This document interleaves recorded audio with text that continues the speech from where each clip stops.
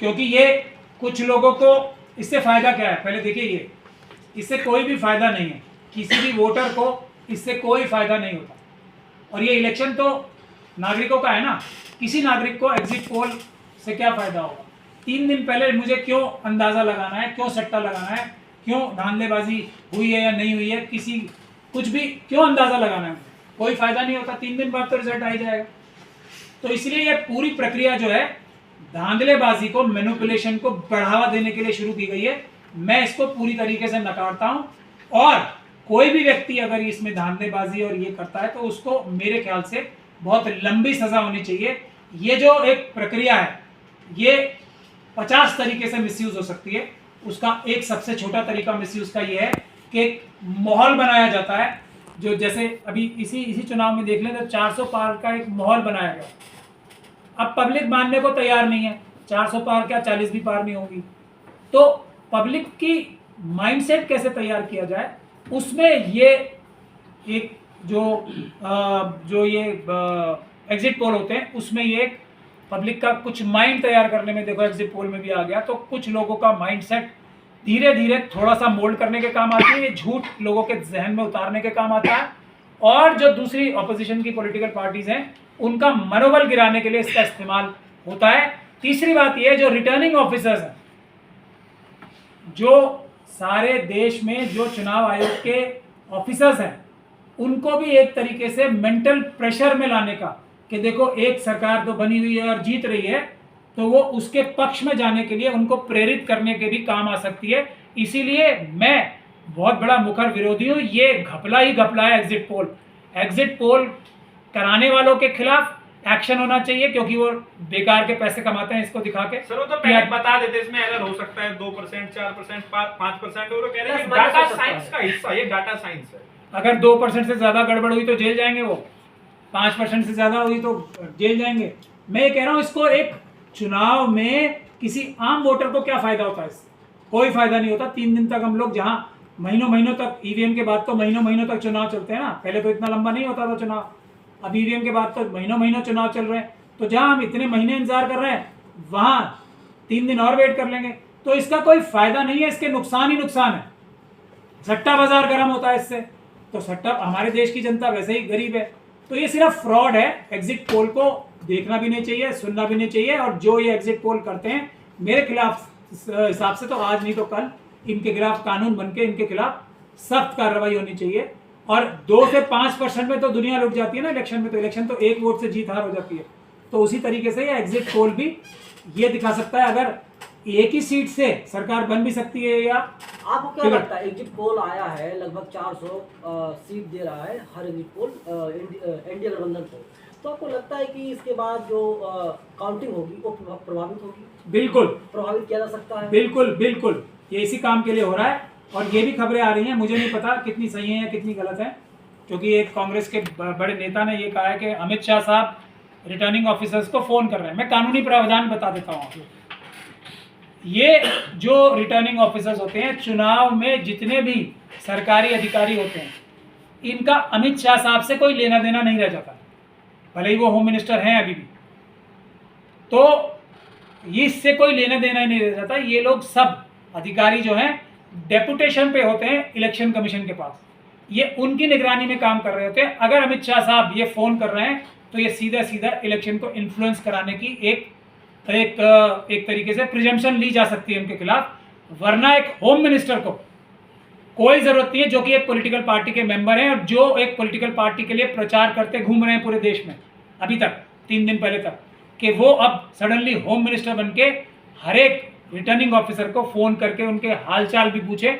ये इनको कोई भी उनको अधिकार नहीं है। अगर उनको कोई भी अधिकार, उनको लगता है कि लॉ एंड ऑर्डर की प्रॉब्लम होने वाली है और हर एक डिस्ट्रिक्ट में होने वाली है, हर एक रिटर्निंग ऑफिसर में होने वाली है, तो अगर वो फोन कर रहे हैं बैठ के, तो ये काम उनको चुनाव आयोग को शिकायत करनी चाहिए, भारतीय जनता पार्टी को, अमित शाह जी को नहीं, एज होम मिनिस्टर नहीं, एज कार्यकर्ता और भारतीय जनता पार्टी उनको एक चुनाव आयोग को रिक्वेस्ट करनी चाहिए थी कि हमारी पार्टी को ऐसा अंदेशा है कि ये सब जो रिटर्निंग ऑफिसर्स हैं उनको ये हौसला दिलाना ज़रूरी है कि वो कोई लॉ एंड ऑर्डर की सिचुएशन नहीं होगी हम लोग बैठे हैं यहाँ पे, कोई चिंता ना करें। इसके अलावा एक होम मिनिस्टर को चुनाव के दौरान, चुनाव की प्रक्रिया खत्म होने से पहले रिटर्निंग ऑफिसर से बात करने का मतलब सिर्फ और सिर्फ एक ही लगाया जा सकता है कि वो कोई अपराध करना चाहते हैं, वरना हर एक रिटर्निंग 150 रिटर्निंग ऑफिसर्स की बात तो शायद वो कांग्रेस के नेता कह ही रहे हैं। आप रामपुर से उम्मीदवार हैं, क्या लगता है अखिलेश यादव ने इस चुनाव सरेंडर कर दिया? क्योंकि उन्हें दलित चाहिए नहीं, मुसलमान चाहिए नहीं, बदबू करते हैं दलित और मुसलमान, वोट चाहिए नहीं उनको, अगर वोट चाहिए नेता नहीं चाहिए उनको। आपको लगता है ऐसा? नहीं, आप ये बात तो आपको उन्हीं से पूछनी पड़ेगी, चाहिए किसको, क्या चाहिए नहीं चाहिए। लेकिन एक भी सीट कोई भी कम होगी, और मैं उन शब्दों का प्रयोग नहीं करूंगा जो आपने किए हैं, चाहे सुगंधित हो मेंबर ऑफ पार्लियामेंट या ना सुगंधित भी हो, तो भी एक वोट बराबर होता है। यही तो बाबा साहब डॉक्टर भीमराव अम्बेडकर ने एक वोट का अधिकार देके और एक मेंबर ऑफ पार्लियामेंट को बराबर बनाया। यही तो सबसे बड़ी ब्यूटी है कि कोई भी पॉलिटिकल पार्टी एक वोट से एक कैंडिडेट चुनाव हार सकता है, और कोई भी पॉलिटिकल पार्टी या कोई भी पॉलिटिकल ग्रुप एक मेंबर ऑफ पार्लियामेंट से सरकार बनाने से चूक सकता है। यही तो ब्यूटी है इसकी। तो मगर इस बात को कहने में मुझे कोई शर्म नहीं है कि हमारी जितनी भी अपोजिशन की पॉलिटिकल पार्टीज हैं, कुछ उनके लीडर्स को छोड़ के कोई ऐसा उन्होंने मजबूत ज़मीन पे कोई ऐसा मजबूत रेजिस्टेंस, या ये आरएसएस और बीजेपी के लोगों को अपराध जो उन्होंने इलेक्शन के दौरान किए हैं अलग अलग तरह के, सिर्फ ईवीएम का ही अपराध एक अपराध नहीं है, वोटर्स को डराना, वोटर्स को धमकाना, वोट कटवाना, ये सब रिप्रेजेंटेशन ऑफ पीपल्स एक्ट में अपराध है। चुनाव आयोग के अंदर जो काम कर रहे हैं अधिकारी, वो अगर कोई निष्पक्ष तरीके से काम नहीं करते तो उनको भी 6 महीने से लेकर 2 साल तक की सज़ा हो सकती है कैद की। ये सब अपराध जो किए गए हैं, ये अपराध रोकने के लिए जो पॉलिटिकल पार्टीज की के कार्यकर्ताओं की जो जिम्मेदारी होती थी वो कहीं ना कहीं वो निभा नहीं पाए हैं। ये सब पॉलिटिकल पार्टीज को बैठ के सोचना पड़ेगा। ये जनता और बीजेपी और एनडीए के बीच में चुनाव था, इसलिए मैं बार बार ये कह रहा हूँ, कुछ पॉलिटिकल लीडर्स को छोड़ के कुछ, बाकी ये जनता ने चुनाव लड़ा है, पूरी बीजेपी की ताकत को झेला है जनता ने, पूरी आरएसएस की ताकत को झेला है जनता ने, पूरे जो भ्रष्ट अधिकारी हैं चुनाव, जिन्होंने चुनाव की प्रक्रिया में हिस्सा लिया है चुनाव आयोग की तरफ से, उनको झेला है जनता ने खुद, क्योंकि जनता देश की संविधान बचाना चाहती है, जनता देश की का लोकतंत्र बचाना चाहती है, जनता देश को बचाना चाहती है। ये चुनाव जनता चाहते हैं ना, संविधान बचाना तो राहुल गांधी भी चाहते हैं।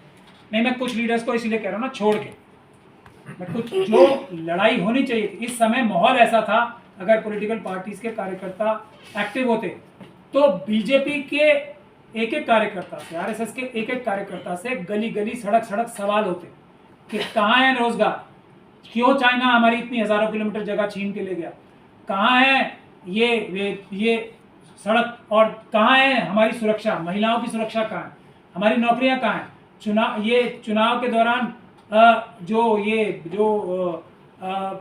जो पेपर लीक हो रहे हैं, क्यों पेपर लीक हुए, लाखों लोगों को क्यों बेवकूफ़ बनाया जब पेपर ही तुमने बंटवा देने थे, क्यों हमारे एयरपोर्ट्स कहाँ चले गए, क्यों हमारे एयरपोर्ट्स कहाँ चले गए हमारे। आप जनता सवाल पूछ रही है कि राहुल के जो पिताजी थे राजीव गांधी, उनके दादा दादी नाना नानी ना जाने क्या पूरा प्रधानमंत्री थे सब लोग, उनकी तस्वीर राहुल गांधी के हाथ में नहीं थी। अखिलेश यादव के पिताजी जो थे मुख्यमंत्री थे पहले और लोकसभा सांसद थे, उनकी तस्वीर नहीं थी। अम्बेडकर की तस्वीर, भारत का संविधान, क्या है मतलब इसका? ये लोग नहीं बता रहे कि हमारे पिता, हमारे ताऊ, हमारे दादा नानी नाना ने फला काम किया, हम उसके आधार पर वोट मांगे, ऐसा क्यों किया इन लोगों ने? देखिए, ये तो उन्होंने अच्छा काम किया, अच्छे काम की तारीफ करनी चाहिए। तस्वीर क्यों लेकर नहीं आया? देश के लिए नहीं आया अम्बेडकर तस्वीर, अम्बेडकर बेच रहे हैं। देश के लिए भी अच्छा काम किया और खुद अपनी पार्टीज के लिए भी अच्छा काम किया, उसकी तो तारीफ की जानी चाहिए ना। और क्यों तारीफ की जानी चाहिए? क्योंकि आरएसएस और बीजेपी इस वक्त संविधान खत्म करके मनुस्मृति लागू कराना चाहती है। तो इस सब का जवाब दो ही हैं, जो जवाब बेस्ट जवाब है वही जवाब लेके आए। तो किसी भी पॉलिटिकल पार्टी को अपना बेस्ट फुट फॉरवर्ड रखने की तो छूट होनी चाहिए ना। तो वोट और विश्वास लेने के लिए ये दोनों चीजें देश में सबसे ज्यादा ताकतवर हैं। बाबा साहब की फोटो, बाबा साहब का मेहनत, बाबा साहब का संविधान और बाबा साहब की खुद का जो छवि है, वो सबसे बड़ी ताकत है। तो अगर कोई पॉलिटिकल पार्टी उसको इस्तेमाल कर रही है तो मैं समझता हूँ उसकी लेकिन तारीफ की कांग्रेस जाए। पार्टी ने भारत रत्न नहीं दिया था बाबा साहब अम्बेडकर को। तो आप चाहते हैं कि जो गलतियां तस्वीर लगाती है। जो गलतियां उन्होंने की, अगर कोई सुधार कर रहा है उसमें, तो उसकी तारीफ की जानी चाहिए, उसकी बुराई की जानी चाहिए। मैं तो इसको बहुत वेलकम करता हूं कि अब जाके सही लाइन पे, सही डायरेक्शन में जो विपक्ष के लोग हैं अब सही डायरेक्शन में है। तो अब ये ईवीएम से अगर चुनाव जीत भी जाते हैं, लेकिन डायरेक्शन अब सही है। संविधान सबसे इंपॉर्टेंट, बाबा साहब इस देश के सबसे बड़े नेता, ये दो चीजें ऐसी हैं जिसके सामने कोई मनुवाद नहीं टिकेगा। कोई भी भारत का संविधान खत्म करने वाली ताकत रुकेगी नहीं, क्योंकि देश की जनता है ना, देश की जनता अपने आप संभाल लेगी। सिर्फ पॉलिटिकल पार्टीज को इन दोनों चीजों को आगे रख के चलना है, बाकी सब काम देश की जनता कर लेगी, चाहे कोई पॉलिटिकल पार्टी करे या ना करे। अभी आपने वोटिंग से पहले जो सख्त हिदायत थी खास तौर से इलेक्शन कमीशन की तरफ से, वो आपने बताई है, लेकिन इससे पहले भी हमने देखा है कि कुछ वीडियोस ऐसी आई हैं, फोटोज ऐसे मिले हैं लोगों को कि जहाँ पर पूरी तरह से खुरबुर्द की जा रही थी वोटो, मतलब कि उसकी जो गिनती जिससे होती है पैड वगैरह, ईवीएम पैड वगैरह, तो उस पर आप क्या कहना चाहिए? हमने खुद रामपुर में चुनाव इसीलिए लड़ा था कि ईवीएम की जो सुरक्षा कवच की जो झूठी कहानी इलेक्शन कमीशन ने गढ़ी है, उसकी धज्जियां उड़ाई जा सके, और वो धज्जियां हमने उड़ा दी। हमने तो सारी सबूत इकट्ठे कर रखे हैं। यही सबसे बड़ा लोकतंत्र और संविधान की रक्षा करने वाला, मैं समझता हूँ रामपुर का इलेक्शन एक लैंडमार्क इलेक्शन साबित होगा इस देश की संविधान को बचाने में, क्योंकि हमने ईवीएम की जो सुरक्षा कवच इलेक्शन कमीशन जिसकी बुनियाद पे सुप्रीम कोर्ट को मेरे हिसाब से धोखा देके ये जजमेंट आई है, सुप्रीम कोर्ट को जो धोखाधड़ी की थी कि हमने इतने सुरक्षा कवच बना रखे हैं, वो कोई सुरक्षा कवच नहीं था, बल्कि धोखा ही धोखा, धांधली थी। तो रामपुर के इलेक्शन में हमने वो सब चीजें कलेक्ट की है, और हम लोग क्योंकि कलेक्ट कर पाए क्योंकि हमने चुनावी ईवीएम को एक्सपोज करने के लिए लड़ा था। लेकिन बहुत सारी क्या सैकड़ों जगह, दूसरी जगह भी जो लोग इस तैयारी से भी नहीं गए थे, क्योंकि इतना रैम्पेंटली हो रहा था सारे देश में, तो जगह जगह से सबूत निकल के आ ही रहे ना। वो एक शेर भी है ना, जो चुप रहेगी ज़बान खंजर, लहू पुकारेगा आस्तीन का। तो जो गंदे घिनौने काम इलेक्शन कमीशन ने आरएसएस और बीजेपी के साथ मिलकर पूरे देश में किए हैं, उसके सबूत कितना भी पर्दा डाल लो तो निकल के आएंगे ही ना सामने। लेकिन रामपुर में हमने सारे सबूत इकट्ठे किए हैं, जिसकी वजह से मैं समझता हूँ वो एक लैंडमार्क केस रहेगा देश बचाने के लिए, संविधान बचाने के लिए, बाबा साहब की आइडियोलॉजी बचाने के लिए। लेकिन अखिलेश भाई सर, आप ईवीएम की विश्वसनीयता के लिए हमेशा सवाल उठाए हैं, एक संघर्ष आपने किया है, और हमने देखा चुनाव के समय जो इलेक्शन कमीशन है उसका क्या रवैया रहा है। चाहे वो दिल्ली से अगर हम उठाते एग्जाम्पल, लोगों को वोट नहीं करने दिया गया, कई जगह वोट कटे, स्लो वोटिंग हुई। अब 4 तारीख को जो भी रिजल्ट आते हैं, चाहे वो भाजपा के पक्ष में हो या विपक्षी दल को में, तो क्या उस पर विश्वास किया जा सकता है? एक सवाल ये साथ ही है, अगर रिजल्ट इंडिया गठबंधन के फेवर में आते हैं तो क्या आप तब भी ईवीएम को लेकर के वही समान सवाल उठाएंगे जो आप हमेशा उठाते हैं? शुक्रिया ये सवाल पूछने के लिए। 100% ईवीएम इस देश की जनता के साथ, इस देश के जनमत के खिलाफ सबसे बड़ा धोखा है, सबसे बड़ी बेईमानी है। चुनाव अगर इंडिया गठबंधन भी जीतती है तो हम आंदोलन करेंगे कि ईवीएम का प्रयोग समाप्त होना चाहिए, किसी की सरकार आ जाए। 100% इसमें घपला ही घपला है, क्योंकि आज देखिए 20% तक की घपलाबाजी करने की इसमें प्रोविजन है।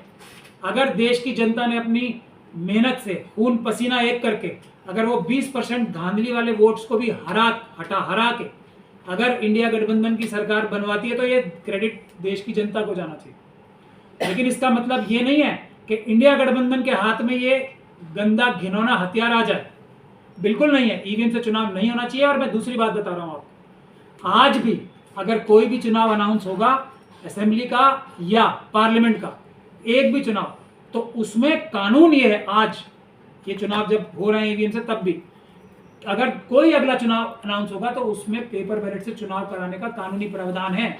अगर ईवीएम से चुनाव कराना है तो चुनाव आयोग को एक ऑर्डर निकालना पड़ेगा कि हम ये चुनाव भी ईवीएम से कराना पड़ते हैं, ये कानूनी पोजीशन है। तो किस व्यक्ति को शौक है ईवीएम से चुनाव कराने का? जो बेईमान है। किस व्यक्ति को शौक होगा जो धांधली करना चाहता है, जो ईवीएम से चुनाव कराना चाहता है? क्योंकि कानून आज भी ये कहता है कि पेपर बैलेट से चुनाव होना चाहिए। ये मैं आज की बात बता रहा हूँ आपको। हिसाब से कर्नाटक और हिमाचल और तेलंगाना के चुनाव को रद्द कर देना चाहिए। कांग्रेस पार्टी कहे कि भैया काम करो, बैलेट चुनाव करा लो, बेईमानी हुई होगी इसमें। बिल्कुल, और मेरा ये पूरा विश्वास है अगर ये चुनाव बैलेट से होंगे तो उनके विक्ट्री मार्जिन बहुत ज़्यादा होंगे। अगर इंडिया गठबंधन की सरकार भी बनती है, विक्ट्री मार्जिन बहुत बड़े होंगे और सीटें भी बहुत बड़े संख्या में बढ़ेंगी।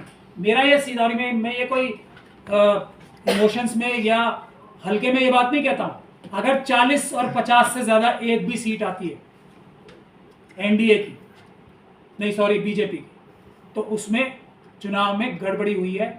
वो जनता के वोटों से चुनाव नहीं जीता गया है, मेरा ये मानना है। कोई मुझसे इस पर डिबेट करना चाहता है तो मैं उसको साइंटिफिक रूप से ये साबित भी कर सकता हूँ, क्योंकि जनता ऐसी नहीं है जो कि चाइना को हज़ारों किलोमीटर जगह छिनवा के चुप बैठी रहेगी। जनता इतनी देश की कमज़ोर नहीं है कि बेरोजगारी के ऊपर जनता जवाब नहीं देगी, जनता इतनी कमज़ोर नहीं है। नोटबंदी पे जवाब नहीं देगी, जनता इतनी कमज़ोर नहीं है। ये जो हमारे देश में नदियाँ, पोल्यूशन, ये सब जगह, और ये देश की जनता इतनी बेवकूफ़ नहीं है। काठ की आंधी एक बार चढ़ती है, 10 बार नहीं चढ़ने देगी देश की जनता। तो इतने बड़े बड़े धोखे और बेईमानी पूरा देश बेच के जो खा गए हैं ये लोग, तो जनता इतनी बेवकूफ़ नहीं है। 40 और 50 से ज़्यादा बीजेपी की सीटें आती हैं, और उसका लॉजिक में भी मैं आपको बता रहा हूँ। कांग्रेस पार्टी 2009 में सरकार बनाई थी ना, 40 और 50 पे लाके खड़ा कर दिया था। वही 40-50 पे लाके देश की जनता भारतीय जनता पार्टी को खड़ा कर देगी, जैसे 2014 में कांग्रेस को खड़ा किया था। ये बात सच्चाई है। इसीलिए उन चुनावों में ईवीएम के माध्यम से गड़बड़ी कम से कम कांग्रेस ने नहीं की थी 2014 में, ये मैं गारंटी के साथ कह सकता हूँ। सर, जो एग्जिट पोल दिखाए गए हैं उसमें सीधा ही जो पीएम मोदी कह देते 400, सभी चैनल ने यही कोशिश की कि किस तरीके से 400 या 401 पे लेके आ जाए। अब आपको ऐसा नहीं लगता जब ऐसा एग्जिट पोल दिखा रहे तो जनता भी कहीं ना कहीं बेरोजगारी, महंगाई, जो भी मुद्दे जमीन पे हम लोगों ने पाए उनको नकार दिया, कहीं ना कहीं पीएम मोदी पे भरोसा किया, जिस तरीके की बातें लगातार हिंदू मुसलमान की, मंगलसूत्र की करते रहे और आखिर में तो मुर्जा तक पहुंच गए थे, और गांधी जी की पहचान को तो उन्होंने पूरी तरीके से नकार दिया। देश की जनता इसीलिए 400 सीटें देगी ना, क्योंकि वो चाहती है कि बेरोजगारी और बढ़े। देश की जनता इसीलिए 400 पार कराएगी ना उनके, कि वो चाहती है कि चाइना हमारी जमीन पे और कब्जा कर ले। देश की जनता इसीलिए वोट देगी ना उन्हें, और कि ये महिलाओं की जो सुरक्षा हो रही है, रेवन्ना साहब जैसे लोग जो हैं वो हजारों नहीं लाखों महिलाओं के साथ ये कर सके उनके पार्टी के मेंबर्स, इसीलिए तो 400 पार कराएगी। ये लॉजिक समझ में आता है। और सबसे बड़ी बात यह है कि वो तो पहले से ही बोल रहे हैं ना, चुनाव का प्रचार शुरू हुआ था 400 बोल दिए, 400 पार। अब ये सारे के सारे, अब इनको क्या बोलूं मैं, ढोंगी बोलूं, और मैं इनको सबको, पत्रकारों को भी, जो ये अपने आप को पत्रकार बोल रहे हैं ना, ये जो इन्होंने सब किया, ये न्यूरमबर्ग ट्रायल्स पढ़ लें। जो द्वितीय विश्व युद्ध के बाद जो न्यूरमबर्ग ट्रायल्स हुए थे ना, और रवांडा के जो ट्रायल्स हुए, उसको ध्यान से पढ़ लें। जो लोग इस प्रकार के झूठ फैलाते हैं ना पत्रकार बन के, वो भी सजा प्राप्त करेंगे। ये सब झूठ ढकोसला करने में, फ्रॉड करने में ये पत्रकार भी मुलजिम हैं। मैं इसीलिए सारी चीज़ें सनद दे के बताता हूँ। न्यूरमबर्ग ट्रायल्स ध्यान से पढ़ लें ये सब पत्रकार, इनको समझ में आ जाएगी क्या कर रहे हैं, और जिस दिन कोई अच्छी सरकार आएगी कितने सालों तक जेलों में रहेंगे, ये भी ध्यान से पढ़ लें। सर एक चीज़ और है, जो डीएम है जिन्होंने चुनाव का सर्टिफिकेट देना है, उन्होंने पिछली बार बहुत धांधलीबाजी की थी, हारे हुए को जीते का सर्टिफिकेट दे दिया और जीते हुए को हारे का। इस बार उनकी अकाउंटेबिलिटी होनी चाहिए। अगर पॉलिटिकल पार्टीज भी एक्शन नहीं लेंगी तो हम लेंगे, मिशन सेव कॉन्स्टिट्यूशन एक्शन लेगा। जिस उम्मीदवार को ऐसा लगता है कि डीएम ने ये बदतमीजी की है, हम उसके खिलाफ क्रिमिनल केस दर्ज कराएंगे। ये मैं अनाउंसमेंट कर रहा हूँ, किसी भी कैंडिडेट, किसी भी पार्टी का हो, डीएम को कोई हक नहीं है। वो देश के संविधान की रक्षा करने के लिए न्यूट्रल एजेंसी है।